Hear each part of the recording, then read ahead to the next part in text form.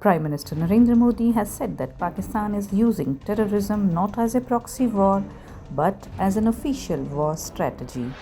Speaking at a Gujarat government event, he said India now views terrorism as a deliberate act of war and will respond accordingly.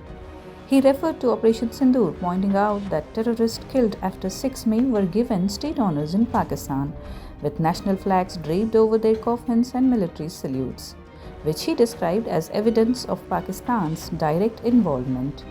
Modi also referred to the 1947 Kashmir conflict, criticizing the missed opportunity to eliminate Mujahideen forces at that time.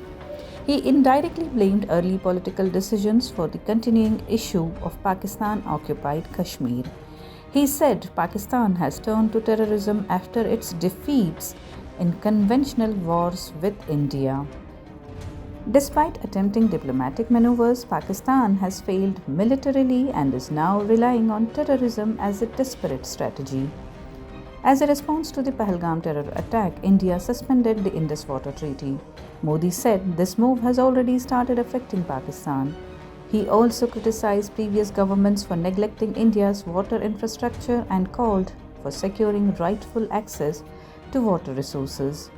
On the economic front, he highlighted India's progress, stating the country has moved from the world's 11th largest to 4th largest economy since 2014, despite global challenges. Modi urged citizens to support Operation Sindoor, not just as a military campaign but as a national movement.